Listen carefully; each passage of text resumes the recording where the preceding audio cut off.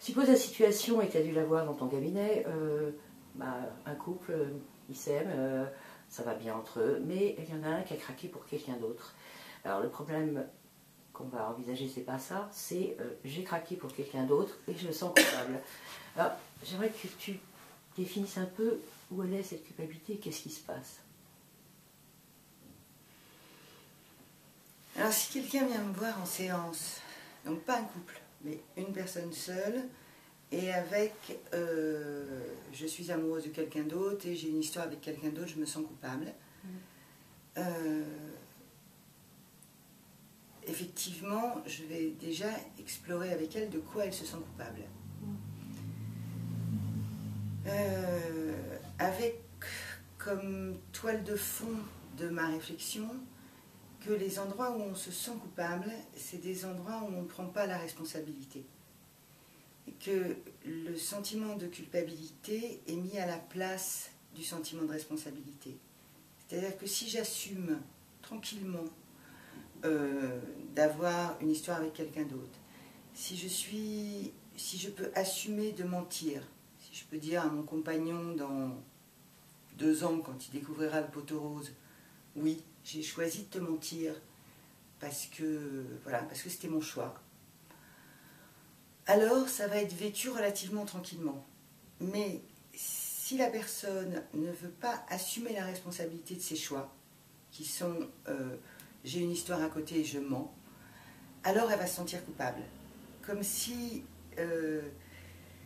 la culpabilité, la douleur de la culpabilité, du coup, excusait un peu la faute. Et du coup, ça va donner ce genre de situation où la personne va avouer son délit ou sa trahison à son compagnon pour se soulager et pour obtenir l'absolution.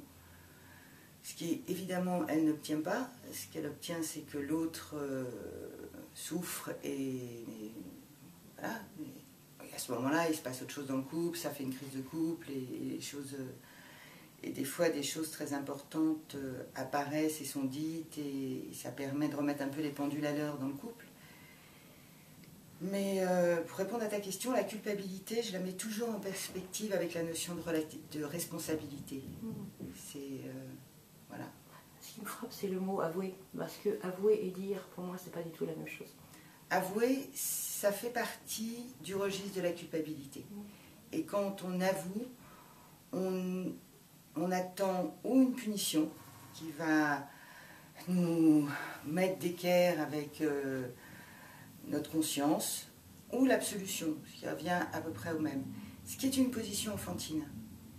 C'est j'ai fait une faute et je vais être puni.